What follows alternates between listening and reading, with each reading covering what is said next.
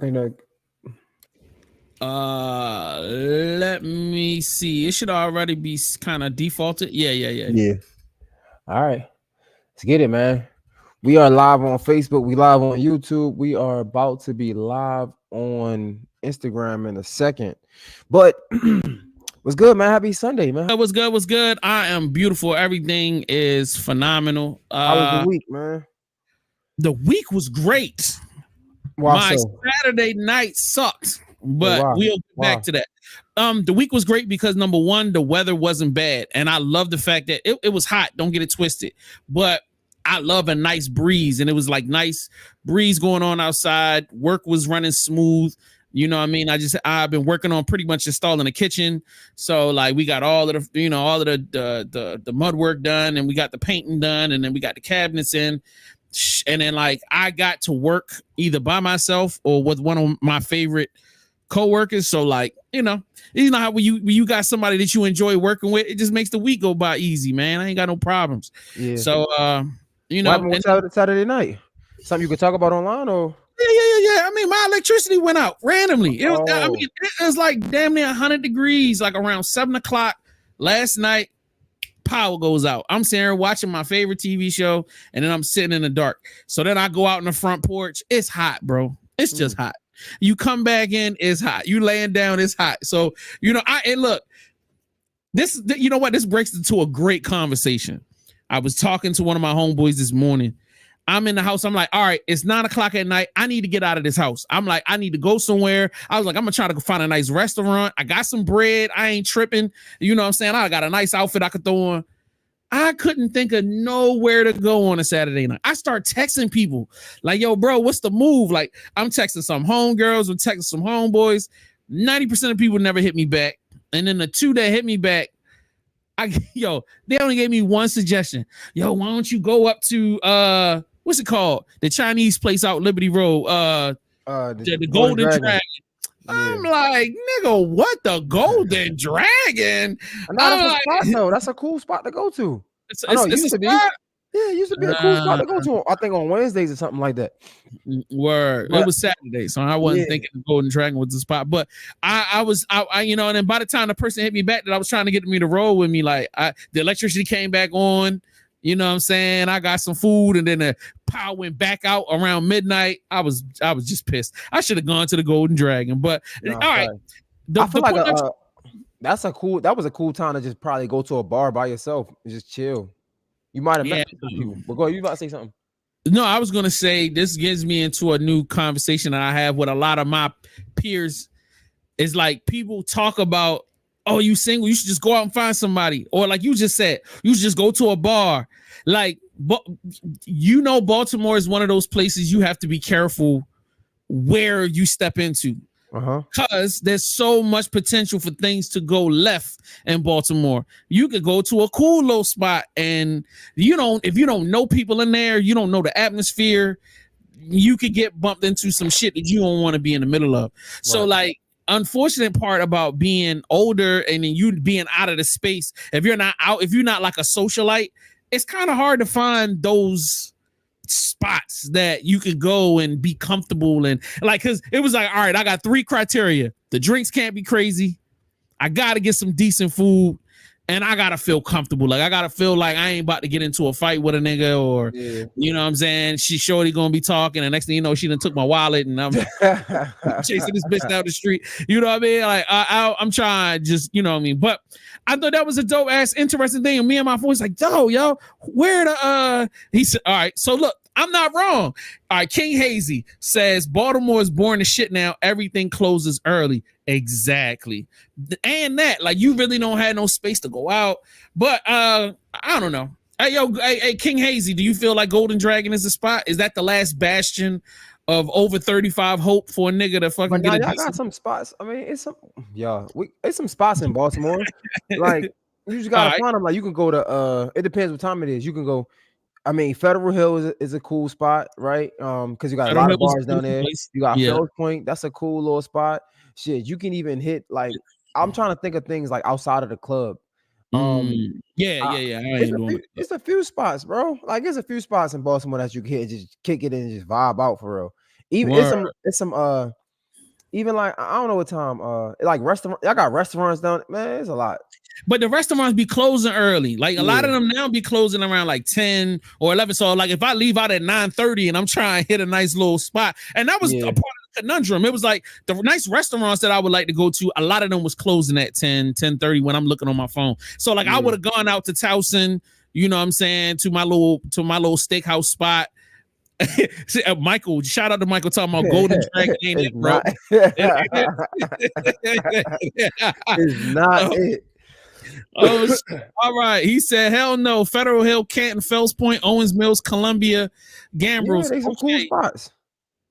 These are parts of the city, nigga. These are not spots. But no, they're cool spots because they got a lot of bars. Federal Hill got a lot of bars. Fells Point is a lot of bars down there. You know what I'm saying? Like they're cool spots, bro.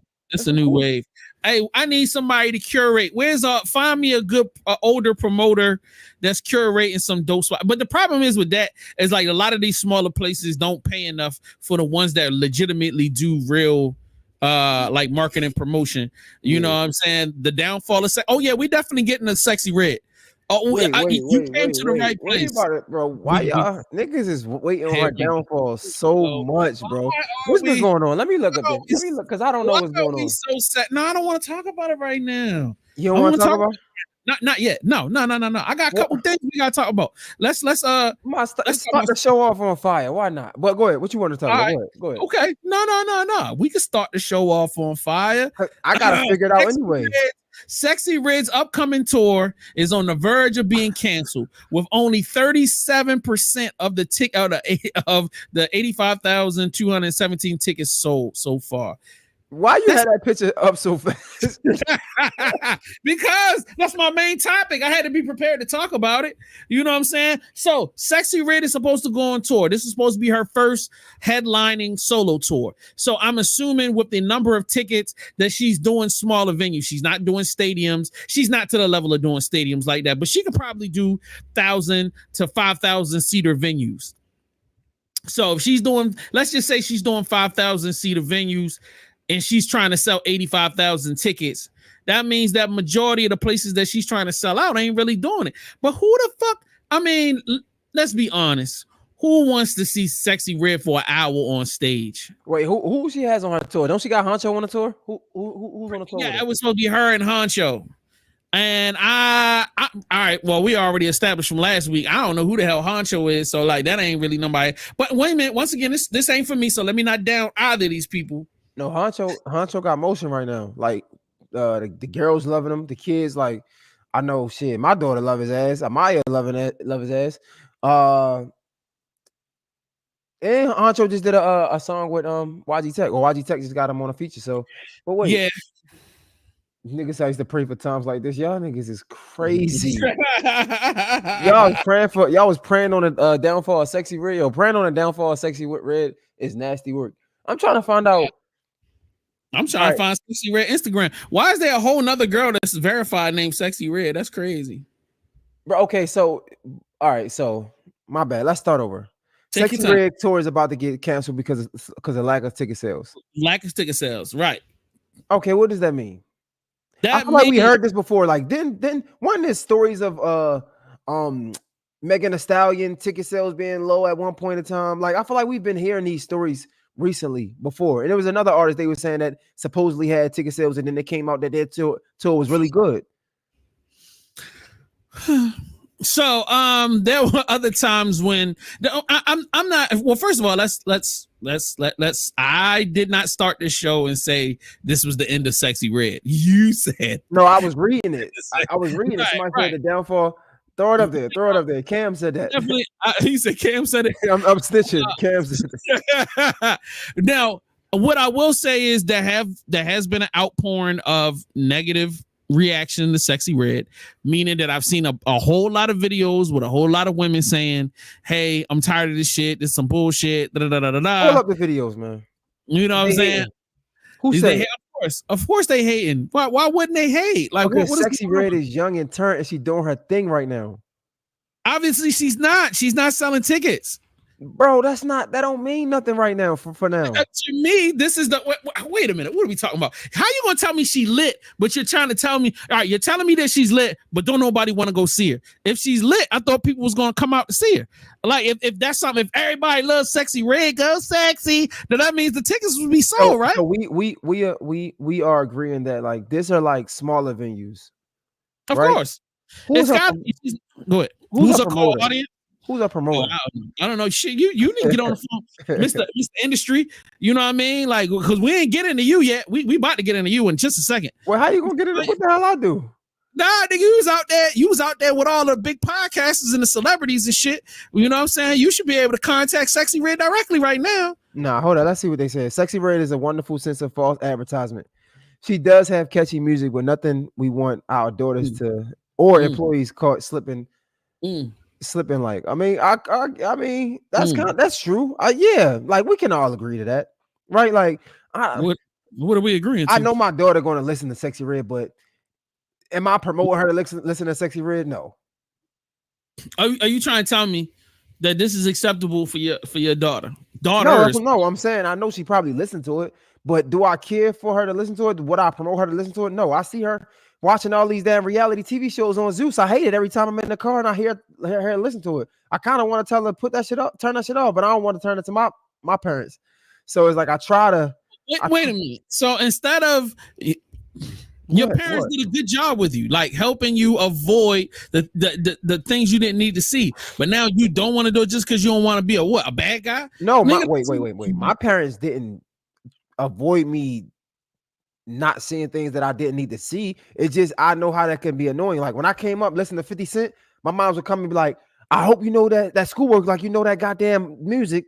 And I'm like, man, like I just know it's just music. So like I'm trying to allow her to have her space in her teenage years, right? Like that's what she like. Let her rock it. But at the same time, it's like I don't be wanting to hear that shit around me. Like that damn reality TV shit, that Zeus Network shit. Like I don't want to hear that shit. So what you saying is you would take her to the Sexy Red concert.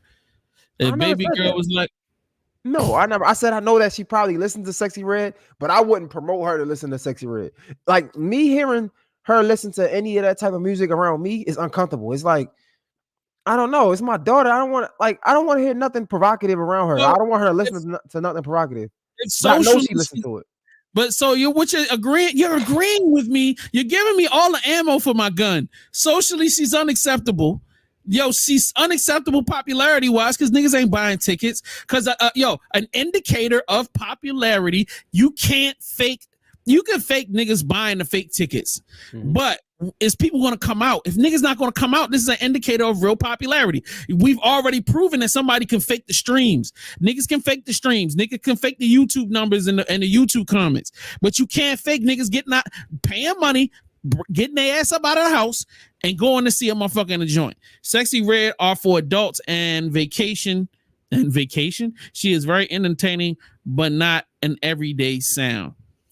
Ma'am, I hear what you're saying. Salute to you for saying that, and I respect that. But the question still comes down to: are you buying Sexy Red tickets? Who in this comments right now that bought Sexy Red tickets? No, they on a gram going crazy. I had to look at the comments. Yo, snap, crackle, and pop. All right, let me jump in these joints. I'm putting cases on all you motherfuckers right now. Y'all in these comments and y'all talking crazy, but ain't nobody sitting here telling me who done bought some Sexy Red tickets. Nobody. Okay, because don't nobody want no Sexy Red tickets. Right. So listen, maybe she need to revamp the tour. Maybe she need to go do a tour in the strip clubs. Like, bro, I promise you, if you have Sexy Red tour in a club, it's lit. Yeah, I might not want to go to no concert to see Sexy Red. Nah, I'm gonna be real. I like Sexy Red, but no, I'm not going out my way to a concert to see Sexy Red at a show. But if you had her at King of Diamonds, I might pull up.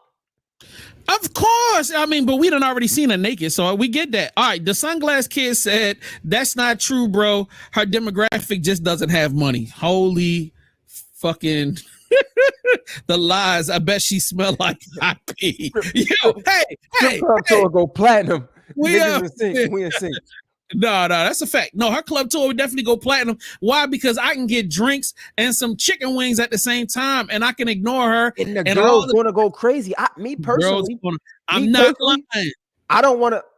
Me personally, Right, I don't okay. care to see Sexy Red on stage Right. twerking and going crazy, right? But the girl she influenced the twerk, I might want to see. Okay, all right. I'm gonna let you have this. The records are fire. We don't give a fuck about the person. Can we agree with that? Y'all don't give a fuck about a person. And when I say don't give up, I'm not saying we want to see her die. We're not saying that she's not a cool person individually. I'm just saying she ain't the celebrity for me. She's not the person I want to see. Do I want these records to go up so these girls can shake their butt cheeks and make bad decisions? Yes. You know what I mean? I hate this Sexy Red slander. Yo, it's hard for me to go back and forth. Instagram, come to YouTube, Instagram. They going crazy. They're going crazy. Club tour will go platinum. All right, y'all dudes. Why do we hate? Why? I'm just trying to figure out. I understand that we say that she's socially unacceptable. Why is that? Because she make music that everybody wants to say but can't say it in public. Like everything she's saying, bro, girls be thinking this shit. She's just saying it. No. Why is she socially unacceptable? I can't speak on what girls think versus say versus. Right, so Jay, if a girl came up to you, right? Jay, no. If you talking to a girl, right, and she whisper in your ear, "Boy, you know this ass super fat." You gonna get a little turned on. You gonna be like, yeah. I mean, you know what I mean? Now you asking me how I respond to it. Yeah, I'm gonna be like, yeah. You know what I mean? Why y'all hating on Sexy Red? Wait a minute, hold up. So your girl said, your Sparkle Expo said, no, she actually really dope. Her music is trashy and good as shaking music. Come on. All right. Anytime about nobody makes better beats than her. Nobody got better beats. If Sexy Red came to you, right? And she had a group of girls, and y'all just chilling, and she stand up and be like, "Shake that ass, ho." You gonna be like, yeah, do that shit. Like, come on, bro. Like, y'all be hating on Sexy Red because she young and turnt. Y'all some old haters, man. Like, she young and turnt out here. Old haters. Oh my God. I'm gonna let you get that off. I just don't want to see her. There's a difference between experiencing somebody in a social setting and me spending money to go see this person. Now, I ain't gonna lie to you. I'm gonna keep it on it. So I'm gonna keep it on it. If she would cultivate a better live show, every time I've seen her live, it ain't look lit. Now, if she baby. Man, I love you. Yo, remember we first listened to that and you called it. You was like, I can see this going crazy. At first, I ain't like it. That shit go crazy now. Crazy. All right, she said, I agree with the guy on the left. That would be Jay Hill. That would be the guy on the left is Jay Hill. The guy on the right. I love you. You my everything. Yo, come on, man. Sexy Red go crazy. Sexy Red got bangers right now. Like nobody messing with Sexy Red. Facts. Shout out to the Creek Boys, #1. Yo, what's up, man? When y'all gonna give us some new music? Give us something. And then y'all not fight about it. Can y'all just do records and not beef with each other? But anyway, she got the Drake co-sign at the wrong time. Blame K. Dot. Oh, we don't have to bring that Drake shit. We don't have to bring Drake into this. I mean, maybe that's a good point. Nah, niggas don't care about that. I mean, I'll tell you one thing though. Kendrick Lamar is still stepping on this nigga, like literally and figuratively. Who? I'm sorry. What you just said? Kendrick Lamar is still stepping on Drake, literally and figuratively. Yeah, he is. It's like I feel like there's a difference. I feel like K. Dot is only responding. I don't feel like he really trying to He just really like, I'm gonna respond to you. You said all this fly shit out your mouth. Let me show you in the video. You said I was estranged from my wife. Well, here's my wife. We seem to be having a pretty good time. You said that me and Dave Free had some bullshit going on. Guess what? Here's my man Dave Free. You said that I couldn't come back to Compton. Well, I'm in Compton. You said that I'm not cool with my niggas that I came up with. Hey, look at my niggas. Yo, you said that you could get YG to come and do me in. And here's YG standing right next to me. All of the shit that you said, Mr. Drake, is bullshit. Yeah. Now, and here's me showing it out. And go ahead. Kendrick Lamar don't have to respond to nothing. He already responded. He ain't need this video. The video is just like adding fuel to the fire. Video. He needed this fucking No, video. I'm saying he didn't. I'm saying we've been waiting on this motherfucker. no. I'm saying with or without the video, the song was fire, and we already crowned Kendrick Lamar king over in this battle. Can we finally agree between me and you right now that you are a Kendrick Lamar hating ass nigga? Can you just say that right now, please, bro? Because the last time we talked about Kendrick, you said the song was over. Yo, you know what I'm saying? This ain't gonna be like Drake shit. It ain't gonna be like, bro. I'm saying that we already. You said that this shit wasn't like. I'm not hating. I'm saying that we already knew that Kendrick Lamar won with or without the video. I'm saying that he clearly won without the video. We already need the video. We established that months ago. The last discussion we had. You were arguing that Not Like Us is nowhere near like Back to Back, and I told you. That's what I argued. Yes, nigga. No way I argued that. Yo, yes you did, Gemini. Yes you did. Yes you did. But I no way I argued that. I am not about to go through 50 hours of conversation that we had, but it's in there. I swear to God, I'm gonna find that. I ain't gonna lie to you. If I said that, I stand corrected again because I feel like Not Like Us. You better. Not Like Us.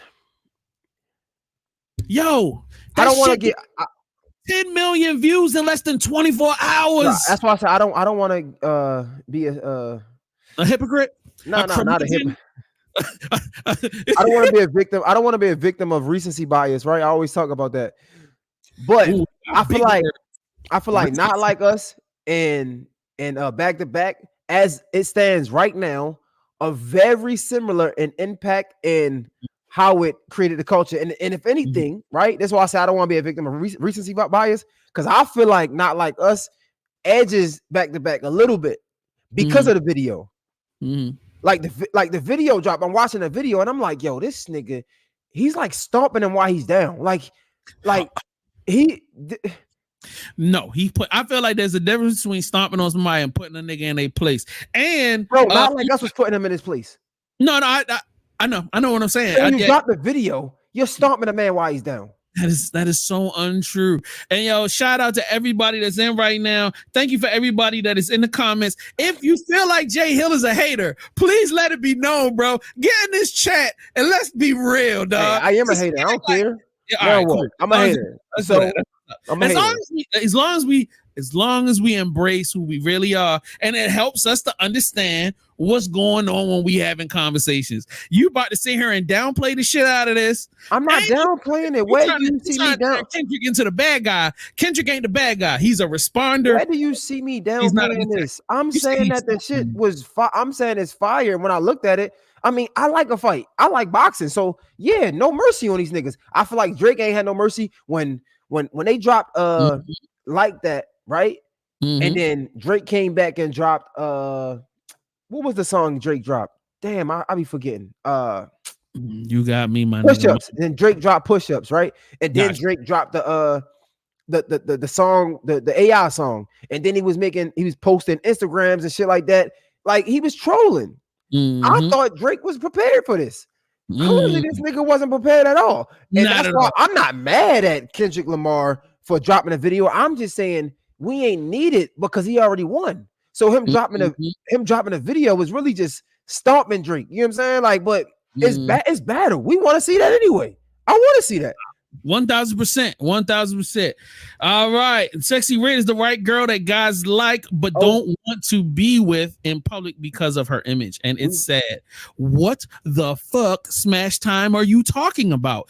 So are you admitting right here live on a live stream, Mr. Smash Time, that this is the type of girl you want? Yo, don't be embarrassed if you like these type of girls. First of all, why would you be embarrassed about a girl who knows who she is and is sexually liberated? Yo, if you want her to lick you on your booty hole, yo, that's fine, bro. Y'all go ahead and do what you want. If you want to lick on her booty hole, man, you got that whole situation lined up. Jay Hill, stay out of this, yo. See, that's what I'm saying. Nobody can handle conversations because you stay on some bullshit. But yo, if you want to do your thing, bro, it's that 40-year-old behavior.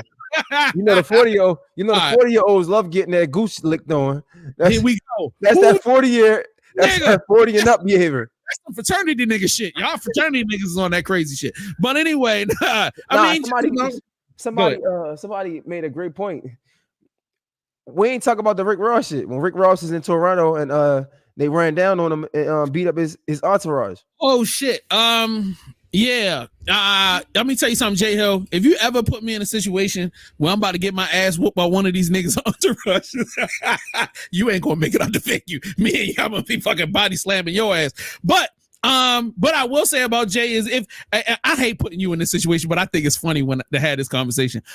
I don't feel like Jay Hill would ever leave any of us behind. He would probably be the first nigga to jump on somebody and start a fight if some shit got instigated. That's the number one thing. I would never have to worry about that. But I also feel like you're in a space in your life where you wouldn't even want to have that energy around you. Like, you know what I'm saying? So anyway, back to Ross. Ross, first of all, has had multiple instances like this in his career. This is not the first time that he has had beef with somebody, gone into a situation where you knew the opposition was going to be there and just did your thing and walked out. This happened at the BET Awards multiple times between him and 50 Cent. He had a beef with, I forgot, there was another artist he was beefing with, went into their territory, was doing shit. And there was never a time when he got touched, but there was always altercations between him and his old homeboys where shit like this is happening. If he was rewarded in the past and y'all felt like he was a G in the past, why the fuck would he do anything different now? Why all of a sudden now y'all feel like, why? Because Sam Sneak got his head bust in? Like, this type of shit has happened before. This ain't the first time this shit happened. The only difference is that any time before, the MMG squad was a lot bigger and like they was able to get niggas off of them quicker, and the perception fell into their advantage versus this. But I feel like everybody's trying to find a win for Drake at this point. So they're trying to be like, ain't no win. Matter of fact, I want to get to Hot Rod. If you're still there, we on Instagram. Yo, I told y'all coming to YouTube, man. I'm looking at both screens, but whatever.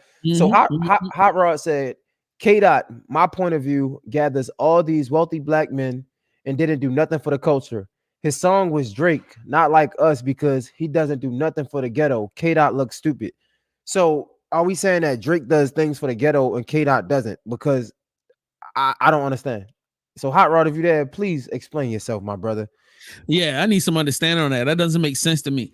And I would think that K-Dot does more for the culture than Drake. I mean, what culture are we talking about when we talking about Drake anyway? If like hip hop culture, right? Like we're talking about, are we talking about black men? Are we talking about streets and ghettos around the country? Right. Because I would assume that K-Dot, I don't know, musically wise, if I listen to his music, does more for uplifting the black culture. First of all, Kendrick Lamar being a person that is at least willing to speak about tragedies that are currently happening in our community in his music, I think that's powerful, number one. And number two, we may not, that just because you don't hear about what K-Dot is doing, that doesn't mean he's not doing stuff. I've heard about him donating millions of dollars and being involved in a lot of stuff in his community. Now, he may not be worried about national things that's going on, but he's definitely involved in Compton and things that's going on in that. Number three, like, I don't understand why in this battle, and when we're having a conversation about who's winning in a rap battle, Kendrick Lamar clearly has outshined his opponent. Why are we now trying to break him down as a man and say, well, nah, yo, he can't be the winner just because what Drake gives more? Like, tell me a time when Drake gave anything into the black community. I'm about to try to look it up now. Like, what we ask this question to Google? What would I Google? Kendrick Lamar philanthropy? I don't know. Yeah, there you go. Drake's philanthropy, and then you can do K-Dot's philanthropy. Drake does nothing, period. Money is power. K-Dot won the battle. Oh, okay, good. We all thank you for that. Well, at least we all agree. All right. K-Dot do a lot for the hood, bruh. Don't know about K-Dot saying that. All right. Drake is black. Drake is a black Jew. I can't say it. Well, you just did. Nigga, the fuck you talking about? Some shit. No, he didn't say it. He said Jew, like J-U. So, you know, with that being said, I ain't trying to, like, you know, at this point, I'm just judging this battle straight off of skill, straight off of execution, And this has been like, whereas I've seen Drake do some really fire shit in this battle, I don't ever want it to be twisted that Drake was prepared, but Drake was outmatched.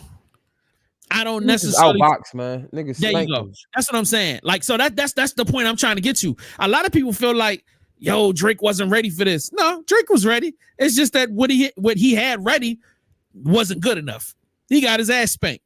You know what I'm saying? Because the music video where they had that van and they crushed the van and they shot all this shit, all of him dropping all of these records. Bro, I'm quite sure Drake had two, 3 more records in the tuck that he could have came out with. But after seeing how things happened that weekend when K Dot dropped those 3 records back to back, he had to fall back. The public support for K Dot in that weekend, it was smart for him to fall back. And everything he's doing now, fall back.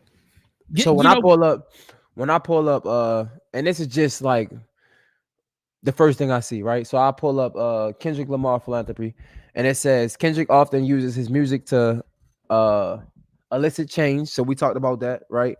So to highlight traumas around the world and our country.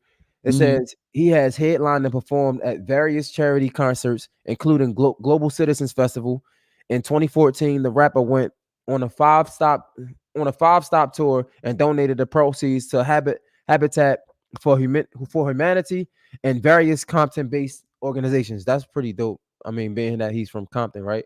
So I Googled Drake philanthropy. It says Drake founded the Drake Gives. He founded this in 2021 by Alec Glasser. It says the Drake Gives has raised more than $500,000 to support the Save the Music Foundation, which has funded public music education in underprivileged Orange County schools districts. So I mean, again, this is just I just Googled philanthropy, so like I'm pretty sure they probably do more than this. But when I Google Kendrick Lamar, it seems like he's doing more for our community as a whole.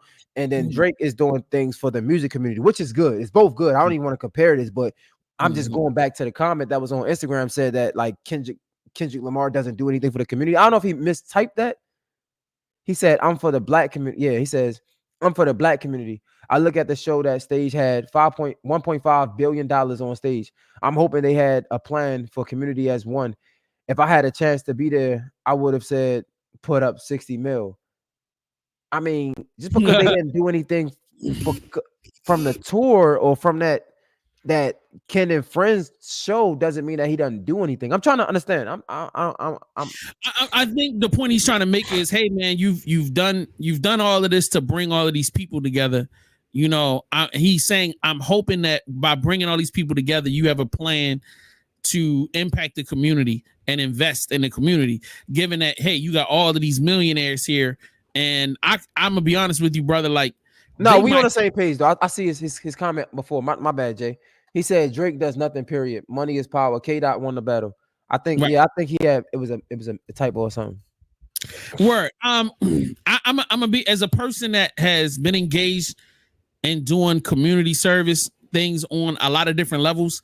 It's easy to say, hey, why don't you just drop 60 million on something? Number one, you got to figure out what you're going to drop it on, and let's just say if you got 10 black men and they all millionaires, you need to get all 10 of them to agree on what they want to invest their money into. That's hard. And there's a lot of things that need to be attacked, and it's not easy to attack. So say if those dudes wanted to buy housing for everybody in Compton, that's not going to be possible. That's a very hard thing to do, because your number one issue, and I'm not going to go down a rabbit hole, but I'm going to try to give you a simple understanding. Say if we wanted to buy houses say if me and Jay Hill was worth $1 billion and we wanted to buy houses for 200 niggas in Baltimore. Number one, how do you differentiate who deserves to get housing and who doesn't? Because the moment we decide who get housing, the immediate beef is, well, Jay and Jay Hill, they just giving their friends shit. That's going to be a number one problem. Then number two, if I'm going to really give it to somebody, and I just had a conversation with somebody literally an hour ago about this, with the dollar houses in Baltimore, they talking about, well, why don't you give it to people that's on not child support, but people that's on government assistance. Government assistance. I said, number one, if this person can't pay for an apartment on their own, how are you going to give them a house? That needs to be built up. Yeah. So like, and even if let's just take the building out of the way. Say if I bought a house and I fixed it and I put somebody that can't afford to pay for it in there, what happens when the gutters break? What happens if a toilet busts? There's nobody there. That person has to take care of it themselves. So if you give it to somebody, if you're going to fix a house and give it to somebody that can't generate income on their own, number one, they can't pay for their own BG&E. So now I got to buy a house, fix a house, and give the ownership to them and then pay their bills for them. That doesn't make sense. That's not sustainable. So like when you're talking about change in a community, Jay Hill can tell you himself, he has dealt with outreach in the homeless community. Sometimes those homeless people don't want to get a job. Sometimes them homeless people want to be homeless. And I hate to be the one that say it to you, but like sometimes they want to be homeless. Like sometimes the position that people are in is the position that they want to be in. And that's just the sad truth. Right. And my brother, it's phenomenal that, you know what I'm saying, you're an investor. And, you know, I know that we can put a whole bunch of numbers together to build homes and do this and that. The question is, you can build a bunch of solutions, but if you're not ready to deal with all of the other problems that surround the problem, like if you're talking about a community, whether it's black or white, and then you have people that are financially downtrodden, building them new houses is only one small component of the larger problem. But also, who says that? Who knows that he made? Who says he made 150 million off of that concert, off that show, or who said he made 60 million off of that show? Like, bro, we can't just assume that he made $60 million. Again, I have no idea, but that's a lot of money. To assume he made that off of one show, nigga would be doing shows every day then. No. He wasn't trying to say that's what he made. He was just giving out examples. He was kind of like throwing numbers out there as kind of like general metrics. But like, yo, shout out to y'all, man. Hey, I super appreciate even just having a conversation. I appreciate people coming in and at least trying to be solution based. He said, I adopted 4 families and I understand people. That's great, brother. I appreciate that. But as long you can buy, all right, you got 4 families, you adopt the families, you build a house, you put them in the house. Does that solve all of the problems? That's my question to you. Can you walk away at that point and that person, that family can handle every problem that comes along with home ownership? Because as much as you're an investor, brother, I'm an investor and I'm also a contractor. I also deal with community service and I also deal with people that are coming out of that are in and dealing with situations of not having work, not having ability to take care of themselves. And it's a lot involved in trying to fix problems. If you want to plant trees, I'm with you. If you want to deal with, you know what I'm saying? But anyway, I'm not trying to go down that rabbit hole. Filling a bucket up with a hole at the bottom. Yes, that's kind of the point I'm making. So anyway, let's get into some more. Let's get into something else, bro. I mean, and I'm not going to try to bore y'all out. We'll get back to some hip hop in just a second. But hey, I'm assuming that there's a bunch of black people on. Did y'all know that white people was back at their bullshit yesterday? 24 hours ago, 17 hours ago. What are you talking about? Oh, shit. So the whites are niggas. Listen. This was less than 24 hours ago. Some white group of white men organized a march and marched in Nashville, Tennessee, talking about reclaiming America. Are y'all ready for this? Hey, man, we sitting around here arguing about not being able to find a wife. We arguing about infrastructure and we need to buy homes for homeless people. We are ignoring a exacerbatingly large problem that is getting larger. And with the impending election coming up, we're arguing about old nigga versus old nigga. But what we are not focusing on is that there is a growing number of ethnic groups that are not very happy with the existence of people that are not them. And guess what? Who's going to be in the crossfire because we are in the same country? Well, you know, take a guess. All right. Shout out to Umbrella Vision. Said you got to teach people how to fish, da-da-da-da. And when did they lose America? They never have.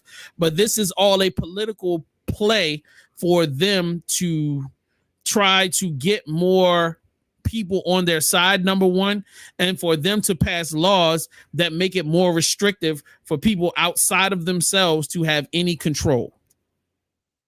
So marching, dumping money into putting people into office, changing laws, these are the ways you control populations. So I don't want to get down this rabbit hole, but I just want to listen to you. I mean, I'm curious now. We already here now. No, the greater point that I want to talk about is that we talked about January 6th. That was almost 2 years ago. This march recently happened. There was another march, like pretty much every 6 months, you've got these marches that are going on in predominantly white areas where people are making the same claims. Hey, we're losing our country. We're losing control of the thing that we created. These Caucasian people are feeling like they're losing control of something that they already control. But the greater point is that they've already they're passing laws to get rid of, I think they got rid of affirmative action. So now there is no more affirmative action, meaning that there is no law in place to make sure that minorities are giving a fair shot at getting jobs, getting put into college. They've gotten rid of that. If they don't want to hire you because you're a nigga, they ain't got to hire you. If they don't want to deal with you in college, they don't want you in their college. If they don't want you in their organization, there is no law that guarantees that, you got to have some black people included in what you're doing.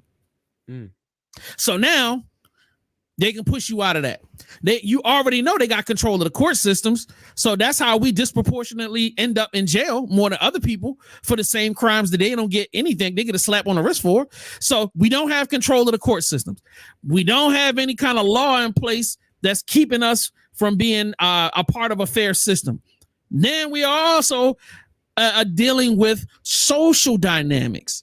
So we don't even have control of our own, meaning that we don't have control of our own communities because most of us don't own the communities that we're in. And I'm not just talking about one person on a block or 3 people on a block that own houses. How many neighborhoods do you know that are completely owned by black communities and are involved in the local politics to maintain what happens in those neighborhoods? Do we run the neighborhood associations? Name a neighborhood association run by black people. I don't know any. Now, and I'm not saying that doesn't exist, but I guarantee you it's not enough. So how can we actively control the next 50 years of our lives?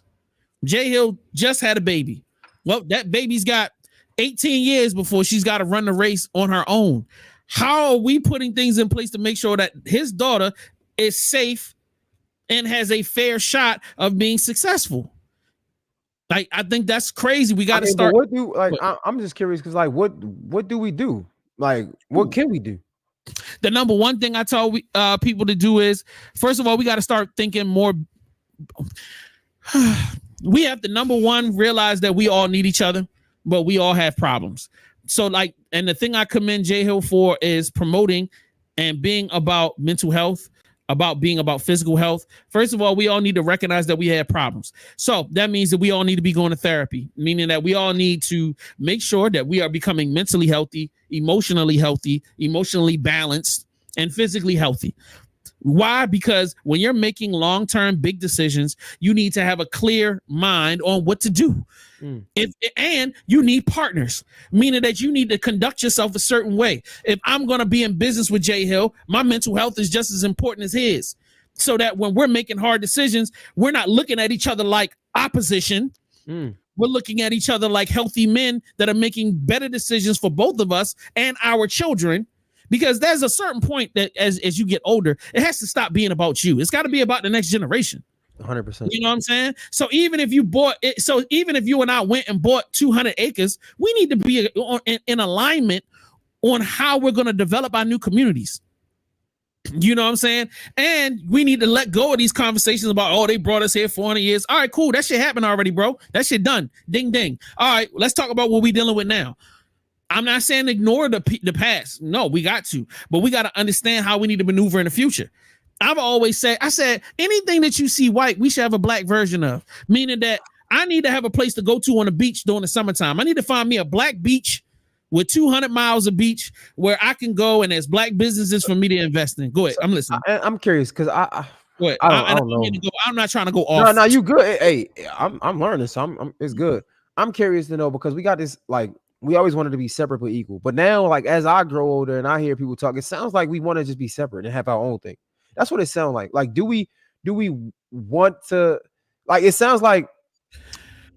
All right, if I may, I can give you a beautiful example: the Jewish community and the Chinese community.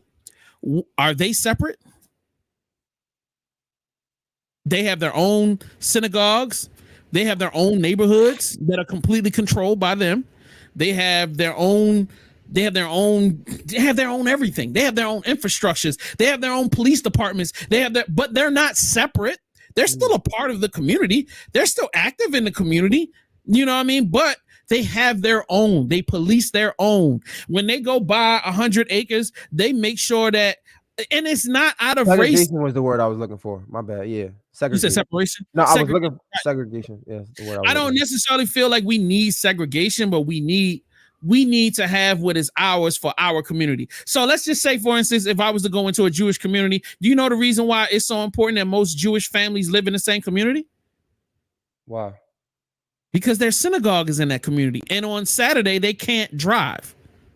Because when they go to the synagogue, by law, if you are an Orthodox Jewish person, you are not allowed to drive on the Sabbath. Meaning when you get up, you have to walk to church. So like you don't want to be 20 miles away from your synagogue because nigga, who's going to walk 20 miles to go to the synagogue? So the reasoning behind, hey man, we're not trying to say that we don't want black people in our community or we don't want other, but hey, we need to make it convenient for us to get to our important places. But I'm saying, like, I'm not saying nothing that you're saying is wrong. I'm just saying from my perspective, my point of view, I feel like every time we start having these conversations, and not just you and I, but the world, black people, it's like we're fighting. It seems like we want to fight to be segregated again, right? Even like on Instagram, I see a comment that says we never needed a seat at that table, but we asked for it almost. Like we fought for it because, of course, right? I mean, all right. So number one, and shout out to the person that said that all right, we don't want a seat at their table, but we need a seat. And the reason why we need a seat is because you need to know what they're talking about and what they're doing. But having a seat at their table doesn't mean that we can't build our own table. And we got to learn how to walk and chew gum at the same time, meaning that we still need to build up our own institutions, our own things, but we need to keep an eye on what the hell they're doing and making sure that our interests are being represented while we're building ours, because we're still all under one planet. So as much as we want to be segregated, nigga, we still on the same planet. So if they pumping out toxic shit all into the air and into the water, guess what? We still got to breathe that air. We still got to drink that water. You know what I'm saying? We all need to be making sure that we're making the right decisions. You know what I'm saying? Us needing to have our own and needing to protect ourselves doesn't negate us having a responsibility into the institution of the United States, because this is us. We part own the United States. Even though they act like we don't and they talk shit like we don't, but that's because we don't have the power to flex our muscles. We haven't worked those muscles yet. We haven't learned how to navigate the political system. We haven't learned how to pool our power so that we can leverage what the fuck we want. So when we have our own banks, we have our own infrastructure, when we have more money and it's organized and we vote as a block the same way other communities do, we can now take what the fuck we want. We can be stronger in our demands. Instead of begging for something, you say, if you don't give us what we want, we'll remove this, which will cripple that. And then people have to go, fuck. Yeah, we got to get these niggas what they want. That makes sense. So because we don't have the power, we can't really have a say. Exactly. The only way you can demand shit is when you have leverage. When you don't have leverage, what are you doing? You're begging.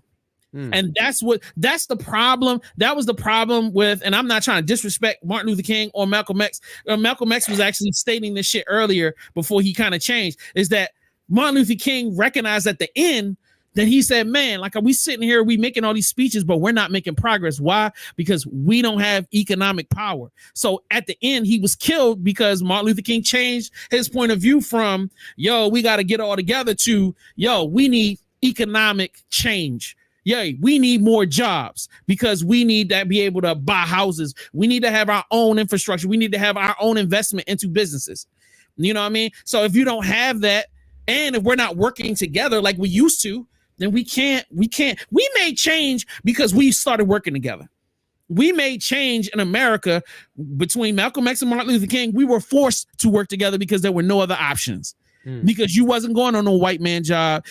You wasn't able to go and eat at white restaurants. So we had to eat at black restaurants. We were forced to be together. Guess what? The moment we fell apart is when they said, y'all ain't got to eat together no more. You can eat at our spots. And we went, oh, let's go. Oh, yeah, I can go over here and get some lemon lime. And then we just left each other in the fucking lurch. We have to get back to trusting our own, needing our own, and working with our own. Not because we hate white people. It's because this is the best way for us to empower ourselves so that we can demand what we deserve. And we can buy what we want. So if me, you, and 5 other guys get together, we can buy a beach. We can buy an airport. They thought being integrated into the system would change things, but it only made our situation worse. Correct. Because now our greatest leaders and business people are no longer in our communities and school. Our greatest business leaders, a lot of them strategically got themselves involved with people outside of their own community. So then their ability to speak and have their own voice got taken away from them. If we say, i.e. Diddy, if Diddy was firmly connected into the black community, meaning that all of his infrastructure was based out of the black community, even if we didn't like Diddy, he wouldn't fall from grace the way he would. Same way with a lot of people. We'd have been mad, but niggas we would have been like, yo, we gonna pull you to the back. We would have dealt with it on our own. And then we could have been able to move forward. But like by Diageo and all these different companies, them niggas have a say so in how he move and what he move. That's why it's so easy to dismantle a powerful black person. Because even Jay-Z, why you think that nigga their wealth is not tied to themselves, it's tied to somebody else. And it's not tied to their own community. It's tied to whoever. So they can't be too vocal. Think about it. The one guy in the last decade that was super vocal about black progress was who? Think about Diddy over the last 3 to 5 years has become increasingly more pro-black, build up the black community. Let's get our shit growing. And Diddy is a colorist. Wow. Like, yo, this is a lot of shit, bro. And I don't want to go too far to the left or to the right. At the end of the day, if you're listening to me, ask yourself this question. What are you doing for the next generation of your own family? How much money are you putting away for your daughter and your granddaughter, your grandson and your grandkids, your uncles and your nieces? How much time are you spending with your family plotting on holding on to the resources that you have? I'll give you a sad story. This is very true. When I was born, my grandmother owned a house. My parents owned a house. My aunt owned a house. And I'm talking about my immediate mother's side of the family. And then 2 more people owned houses, 5 houses. In 2024, my grandmother's gone, her house, they sold it. My parents sold their house. My aunt sold her house. And the last other 2 people, I can't remember, they sold. That was 5 properties that when were purchased were probably worth maybe $150,000-$200,000 a piece, will be worth more than $1.5 million right now. All of it's gone. The grandchildren don't have nothing. I don't have nothing. And I've had to go start from scratch to go and rebuild. How is that generational wealth? How many more people in your families have done the same thing? They fought and scraped to get some shit for the next generation. And then as soon as the next generation got it, the boomers got it, they squandered it all. How does that help the next generation? How does that help if I have kids or my brother has kids or how is that? Now, the luck of the draw is that a lot of us were able to attain stuff on our own, but that's not building generational wealth. That's restarting from zero. A lot of our problems in our community is we get so obsessed on what niggas was doing was they wanted to go on vacation. So grandmama house, well, it was only worth $50,000. What you mean it's only worth 50? I ain't nobody trying to spend all that money trying to renovate that. Man, sell that fucking house. And then everybody split it up and they got their little 10 grand a piece and they all went on vacation. How the fuck does that help us long term? How is that thinking strategically? Think about other people that you know outside of their culture. When their grandparents, 3 of my best friends are white. All of them inherited multiple properties from their parents. Y'all hearing me? Friends my age that are white. I can call them right now. They got beachfront properties. They got this property in Tennessee. They got that property. They got this land or this old farm. That's generational wealth, brothers, sisters. We need to start acting different, thinking different, moving different. And it's not all about worrying about what's going on at the billionaire level. It's right here, baby, right here in Baltimore City, buying up the houses, fixing the houses, renting the motherfuckers out, working with your cousin, work through y'all issues. Go to therapy together, man. Get y'all shit together, man. Let's get our families together and let's start learning business. Take y'all asses to school. Stop acting like you can learn everything on YouTube. Yes, YouTube's got a ton of information, but you still got to learn how to network. You still got to learn how to fucking deal with people. You still need certifications. You still need education. You need to find like-minded people, meaning that means you got to get outside of your tight little circle, and education is a great way to do so. Black men, get a fucking job, bro. We all can't be drug dealers. We all can't go to basketball, football. We all can't be podcasters. We all can't. Bruh, invest in yourself. Get your ass in the gym. Get to working out. Get your health together. Get your mental health together. Let's start doing that. That's how we fix the future. Start with you. Then go outwards. Anger is not going to work. Education will work. Being an asshole don't work. Being kind helps. Let's say that job shit again, bro. The fuck is wrong with y'all niggas? Niggas don't want jobs. How many guys I meet that I know, bruh, and respect people's businesses, bruh? I can't say that more. If you gonna walk in the J Hill Network, don't come in there being no lazy ass nigga. Don't come in no motherfucker not doing nothing and then expecting everybody to give you everything and give me all your connects. Tell me, put me onto this shit, man. Fuck out of here with that shit, bruh. When you step into I own a construction company. Do you know how often I can hire black men? Very seldom. You want to know why it's hard for me to hire black men? It's because niggas always got excuses on why they can't do their job. And they pride. Niggas always got pride. Hey, I come on a job site. Hey, bro, what's going on? Hey, bro, can you sweep that floor for me? Yo, who the fuck you talking to, yo? Nigga, that's your job. I sweep floors. I hold bags. I own the company and I still do that. What the fuck, bro? When are we going to stop? When are we going to move beyond, our egos? When are we going to move beyond ignorance so that we can become better at what we need to do? When are we going to learn to humble ourselves so that we could be better versions of ourselves? If the business doesn't function, then we can't make money. I had niggas come on my job doing TikToks and fucking standing around dancing and doing dumb shit, but still want you to give them $125 at the end of the day or $150, $200 at the end of the day. How the fuck does that work? No disrespect, because that was my man's. I love that nigga to death. But it's the mindset state. We got to get the work done so niggas can get paid. And then if the work ain't done, you still want to get paid. How the fuck does that work? This is how business functions, especially when you're a young black man trying to build a business. Y'all need to understand, when y'all stepping into independent business, the amount of hustle that you need. I don't give a fuck if a nigga hired you just to be day labor and all that. And then this is the problem. Everybody's, don't hire me unless you got the bread. But what if I hired you so we could get to the bread?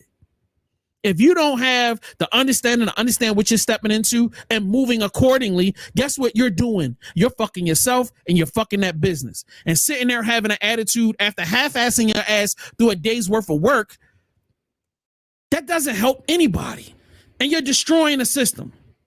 That's what I'm talking about. It's the same thing for anybody that's sitting at home saying that you want to start something, you want to do something. The more time that you waste not executing, not trying to find mentors, not trying to get educated, nigga, y'all act like we gonna live forever. You ain't gonna live forever. Like I argued with my little cousin 2 days ago. I said, nigga, are you out living your life? Are you out making the moves? Oh man, I got this year and next year. Who said you had next year? I told him that to his face, and he just turned 21. Who the fuck told you that you had 6 years or 5 years or 20 years? Y'all keep playing. Y'all want to sit around in the fucking hookah spot all day. Y'all want to sit around in restaurants. Y'all want to fuck every bitch in the world, but ain't got to no motherfucking money. Y'all got 2 and 3. And guess who can do that? I can do that. I don't have no fucking kids.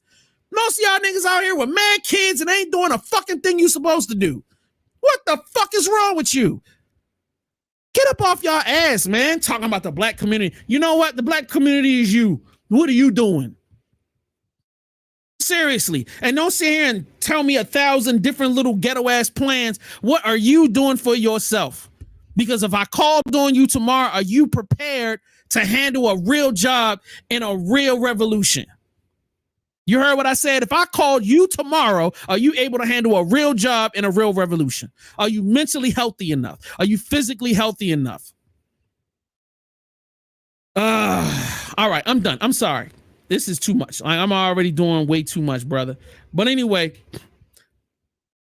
this shit is some real shit. It keeps happening. Do y'all think this is by happenstance? Do y'all think it's going to stop happening? Do you not think it's not going to have a thing to do with us in the future? This shit is shit. Hold on for a second. All right, let me put this on pause. Yeah, what's up, Jay? I had to get Alani. I told my alarm brother I was going to ride with him to get it Jordan. I didn't want to end it. Like, you good. You good. All right, bro. I hit you in the fear. I might try to hop on my phone, but you good. You don't have to. All right, for sure. Anyway, this shit, this is the seed of larger problems. This is the seed to a larger problem. This is a seed to a larger problem. What are we going to do about it? You're watching the government, you're watching the United States in the midst of transformation. What are you going to do about it?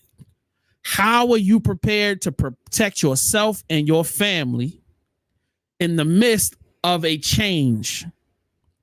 This is the reason why your dumbass should have been paying attention in history, so that you can recognize shit when shit starts to happen. This is a historical moment in American development.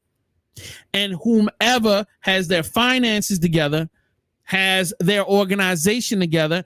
Your organization could be a business. Your organization could be a church. Your organization could be the community, your skin folk, your kinfolk.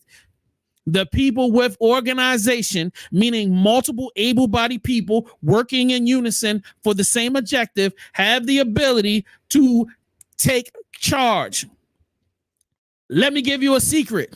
Why do you think rich people get excited when war happens? Because that's when niggas is spending money. Why do you think people get excited when disaster happens? Because the price of goods and the price of real estate goes down in a disaster. And guess who has the resources to buy up that real estate? People with money.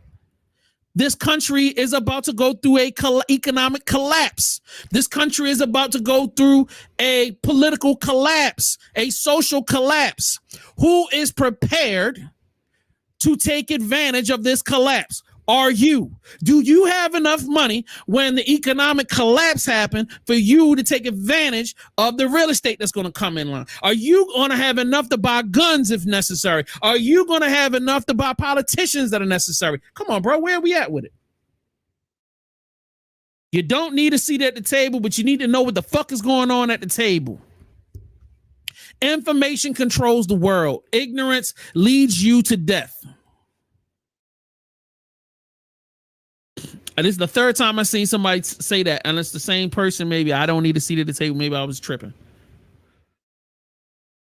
But anyway, I didn't want this whole show to be about that. Let's talk about some other shit. To stay a season ahead of your sons. So let's say you got a 10-year-old or 11-year-old, okay? He's not handling guns. He's probably not handling a lot of knives. He's probably not driving a lot of heavy equipment. He's not driving your car yet. Well, then get him going.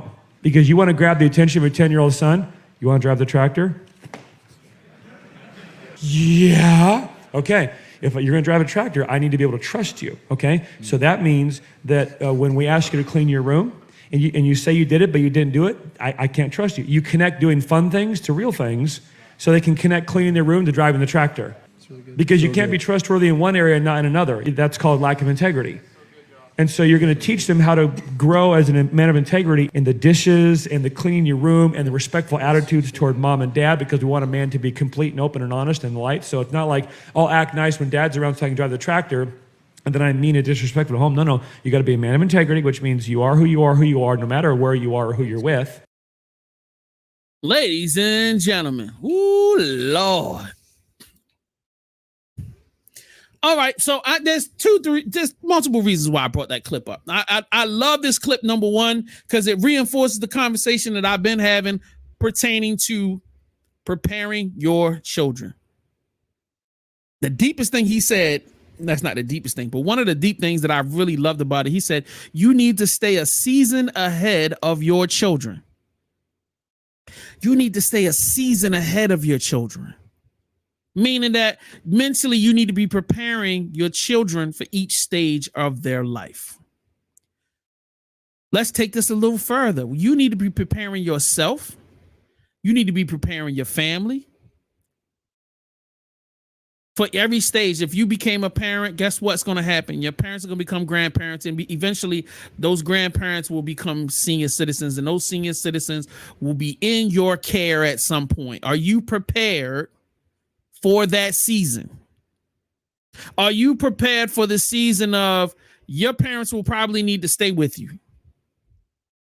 Why do they need to stay with you? Because number one, their experience and their seasoning could help the next season of your children, number one. Number two, your elderly family members become helping the next season of your development.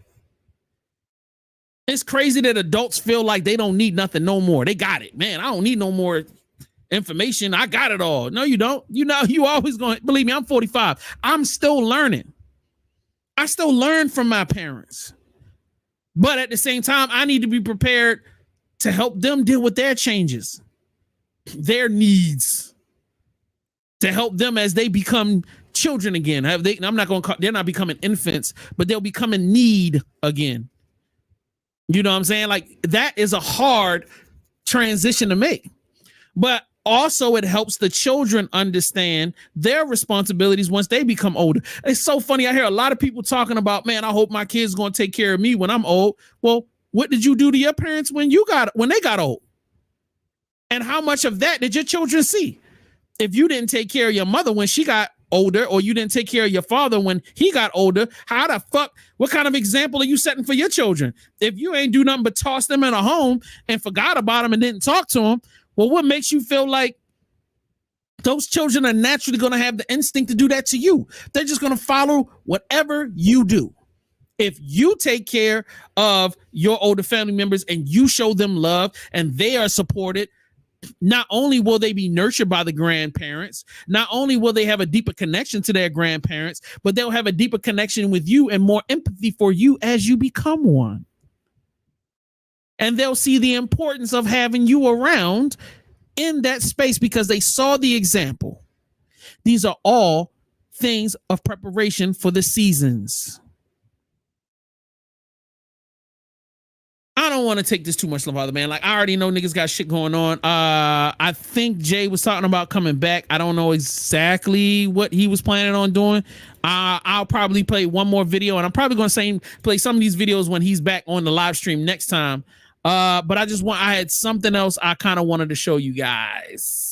Where do I want to go? Okay, let's do this. Since we all on preparation. Is the one spy trick you would teach everyone that they can use to improve their life instantly? My go-to answer for this has not really changed much over the last few years. So the most important spy trick to change everything immediately is something called perception versus perspective. We all look at the world through our own perception. My stepdad used to tell me that perception is reality. And I was arguing this with him when I was 14 years old. I told you so, Dad, you're still wrong. But perception is your interpretation of the world around you, but it's unique only to you. There's no advantage in your perception. That's why so many people find themselves arguing all the time, trying to convince other people of their own perception. The way that you win any argument, the way that you get ahead in your career, the way that you outsell or outrace anybody is when you move off of perception and move into perspective. Perspective is the act or the art of observing the world from outside of yourself, whether that's outside of yourself as like an entity just observing in a third from a different point of view, or even more powerful, you sit in the seat of the person opposite you, and you think to yourself, what is their life like? What do they feel right now?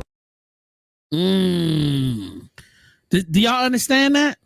This is a complicated thing. It is very hard for most people to see outside of their perspectives. And it is really easy for most people to try to force their perspective on other people. It's a part of growing up when you start realizing that the world, you're not the center of the world. It's a very complicated thing to figure out when you realize that I can't force everybody to see and operate the way I operate. I am nothing but a small speck in an ever-moving organism that is this life that we live. So the more I can understand the people around me, the people that are making moves around me, the chess pieces, the more I can put myself into their shoes. And it almost sounds like you got to become a therapist to a certain extent. Yes and no. Learning to understand people outside of you, the differences, the thought processes. The more you start realizing that the world isn't necessarily against you. People aren't necessarily, to me, the sign of somebody's like non-growth is when somebody comes to me and keeps starting, yo, everybody's against me, or yo, people hate me. I'm like, and most of the time I chuckle internally because I'm thinking to myself, nobody gives a fuck about you. Most times we are all struggling to maintain our own existences. I'm like, wow, how much time do you really think about somebody else to hate that person? And if you are, why? What difference does it make? You having all these emotions and feelings about people, it ain't adding up to nothing. It ain't changing nothing. It ain't making no difference. It's just, making a difference within you. It's affecting how you move, how you think, how you feel. Versus when you start realizing that all of us are on our own individual journeys and you try to figure out how can, excuse me, how can connecting my journey and that person's journey together, how can we get to where we want to go faster? How can we elevate higher in our journey? How can all of us working together improve our journey? Can I make your journey easier? And in turn, can you make my journey easier? And in what way do we need to do that? I feel like the moment relationships go bad is that when we stop worrying about how my journey can be made easier and also how I can make the other person's journey easier.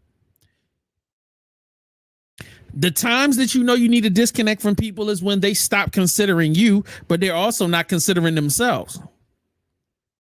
And I know that sounds confusing because a lot of people are like, well, how the fuck does one equal under the other? Bruh, there are some people that are out in the world being destructive and they have no idea what's going on. They don't know it. They don't have no idea what's left or right. They don't know how their actions, they don't even recognize their actions. A lot of people are NPCs, non-playable characters. A lot of people are just walking around the world, just reacting to everything that's happening. But anyway, with that being said, I appreciate everybody for tapping in. Yo, I appreciate everybody on J Hill Network. Please, if you haven't done so, sign up patreon.com/J Hill Network. Right now, at only $3, man. He's got tons and tons of content that's available for y'all to enjoy that is not publicly available. You can definitely get to enjoy. Also, I keep forgetting, subscribe to the J Hill Network YouTube channel. You got new content dropping every week. Also, if you are also already a member of, what the hell? J Hill Podcast. I need to find out what the name of the J Hill Pod. Anyway, if you sign up on the YouTube channel, give us a super chat, $2, $1. Sign up. It's only $2-3. We appreciate everybody for tapping in. You're not understanding the mindset of the people you're trying to reach. Facts. Much respect. Facts. Healthy mentality. I'm sorry I'm reading a lot of y'all stuff late. But anyway, connect. I'll put all of the links in the comments below. I want everybody to have a blessed weekend. Have a beautiful Sunday. Please go out to do something for yourself. Please show some love to yourself. Be kind to yourself. Be kind to the people around you. I want you to sit today and think of a reason why you should love versus hate. Why you should spend more time progressing yourself versus worrying about the rest of the world. I posted on my Instagram one time, and I got so many negative comments on this. I posted a video of a guy saying, man, my friend used to harass me all the time about how I should be a better friend to him. And he said, you know what I told my friend? He said, I told my friend, I'll be the best version for me, for the both of us, and you be the best version for you, for the both of us. Because if I take care of me, you don't have to worry about taking care of me. And if you take care of you, I don't have to worry about taking care of you. And we can be the best version of ourselves to help each other grow. Take that with you today. How to be the best version of yourself to help not only you, but everybody you are around you. If you're still carrying pain from the past, that means you're going to carry a demon into your child. I will say that again. Whatever anger and resentment you have towards any person, whether it be your mom and dad, whether it be your baby mama or your baby daddy, whether it be anything, that transfers into the children. It transfers into the friends. It transfers into your work relationships. It transfers into your interpersonal relationships. And guess what? That in turn poisons you. It takes a long time to get hatred out of a situation, but it only takes a second to reignite a whole nother situation. So let's make sure that we are focusing on being better, not just being healthier, but being mentally healthier, being emotionally healthier. To me, a great sign of maturity is learning that not talking is the best way to evolve, finding the best way to say something before saying it. And I have 15 years worth of radio of me saying some of the most heinous, craziest shit ever that you can find online, because I prided myself on just saying whatever the fuck I wanted, because I felt like that was just something niggas needed to hear. Nah, nigga, you know what I realized is that I learned to shut the fuck up, and I learned how to find better ways and better tools to connect and deal with people. That's when I was able to start growing, and I was able to help those around me. And I help those around me because that's what I love to see. I love to see progress, and I love to see people grow. And once you start realizing that, you're going to find that there are going to be more people that are going to love to see you grow, and they're going to love to push you into those places. But that's something that a lot of y'all ain't ready for that shit.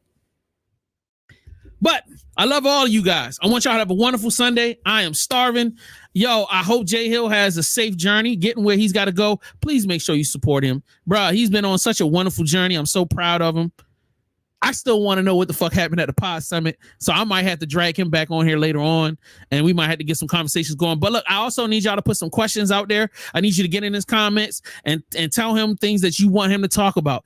Y'all need to lead us the same way we want to lead you. Tell us what you want us to talk about. You know, bring up topics that we can that you feel like are going to be fulfilling and helpful to y'all.